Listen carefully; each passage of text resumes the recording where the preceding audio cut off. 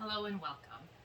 Today we are going to break down downward dog and come up with some different ways to make it work for your body.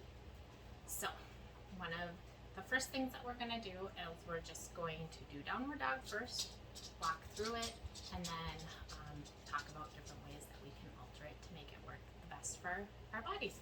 So my favorite way to get into downward dog is to get into a kneeling plank or a high plank and then push back into my downward dog. That way I know that my hands and my feet are in the right location, and then I just turn out my hands towards the outside of the mat, fingers wide, and sink into it. Always remember to keep a soft bend in your knees. You don't want them completely straight. You want that nice soft bend. So, one of the biggest problems with down dog can be with our wrists.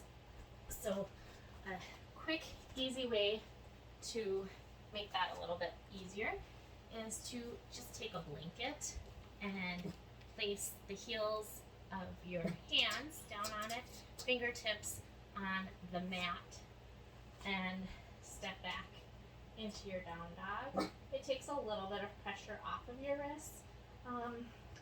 So this might be just enough.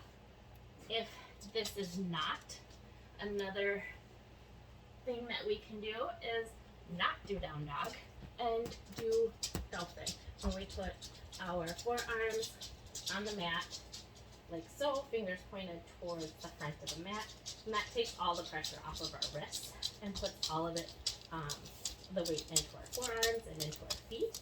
And you can do, three-legged dog, knee to nose. You can do all of those from this position. You can even take a block and put that under your forearms if you want a little bit more height with it, if you need that extra little space. And again, you can lift your leg, you can do all of those types of things. Another thing you can do is just, instead of down dog, stay in your tabletop position. Right here, again, three-legged dog, knee to nose. You can do these movements just as easily in this position as well. And then another thing you can do is just skip down dog. If down dog doesn't work for you, then when they, any instructors or anybody instructs you to do your down dog, go right into child's pose. And just take that moment to relax, to breathe, and get yourself nice and grounded for the next set of movements. Just because you're instructed to do a pose never means that you actually have to do it. So just make it work for yourself. Another thing is using a chair. You just place your hands towards the back of the chair and walk your feet out, and you get that nice stretch. Here, if that's too wide, you can move up your hands, drop your head, wherever it kind of works for you for a down dog. You could also do it standing, put your hands here, and just back your feet up and bow your head. Perfectly acceptable.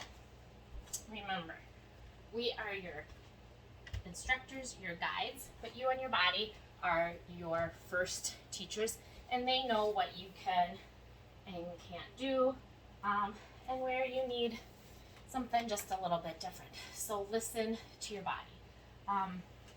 And then if you have two chairs, which sometimes I do bring out two chairs when I'm doing a chair yoga session, just turn sideways, put your hands, bow your head.